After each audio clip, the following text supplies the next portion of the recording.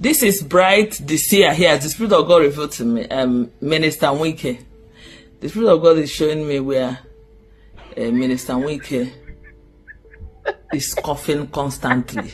And while he was coughing, a lot of people were saying that cough should not stop. That is one. And the Spirit of God is also showing me a governor in one of the southwest states sleeping and not waking up. I beg Nigerians wanna let that cough stop. This is an appeal. All of una, please, Nigerian, this is wrong. This is wrong. Somebody dey cough. Una say make he cough not stop.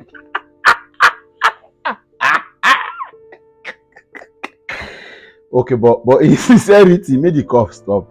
The guy not get wetin he do, abeg. He has got wife, he's got children.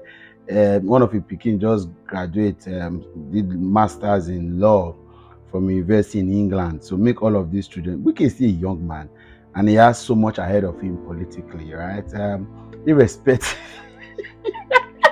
But wait, the problem now be say the prophecy. Many of us, I'm not aware. I'm just hearing that he's been coughing right now, according to the prophecy. And by the way, Bride is here. Go check her out. She's been reeling out a lot of prophecies, and some of them, most sincerely, some of them don't happen. I think she's even having. She gave a prophecy of a currently the one that is trending now, of a Nigerian pastor that should be careful.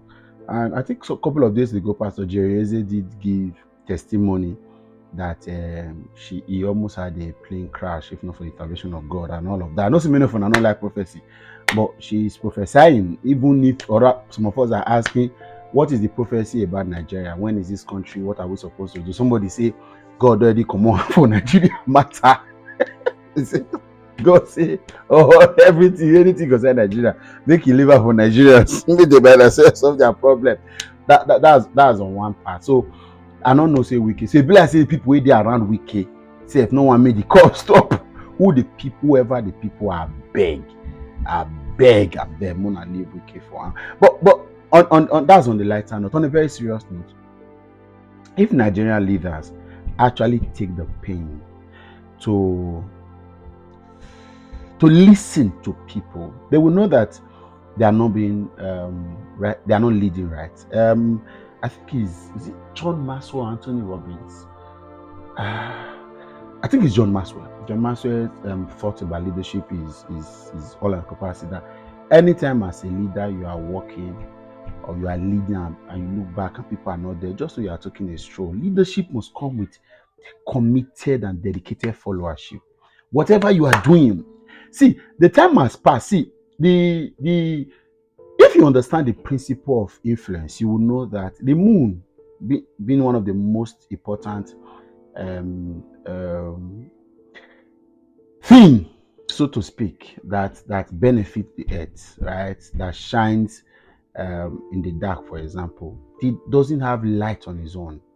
It is a reflection of the light from the sun. That is an influence. That's a principle of casting your influence. So leadership is a lot more about influence. Even when you want to do the oddest thing, you must be able to carry the people along, because it's influence. Leadership first is not positionary. If you have to give orders, this is not military. Even in military, we are reviewing a lot of literally conversations in recent time with the release of IBB's autobiography, and it's bringing to the point that a lot of these things are even when the military do not seek the people's opinion, they have a command, they have a team, they have a circle that they also cover. According to IBB in his book, he said they were not comfortable with Buhari and today Idiagbon's government, and then they thought to overthrow it because a lot of the policies they said,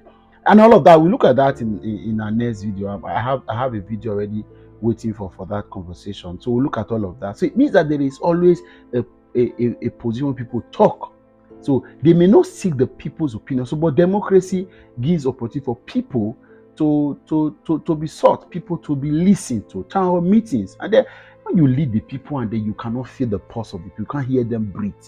If our people are sincere enough to go around and ask about the. But that's why these guys do not.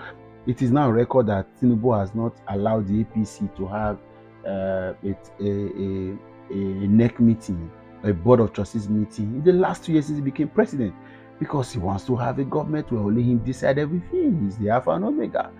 He's a one-man show. Only him wants to make everything work. That's the problem.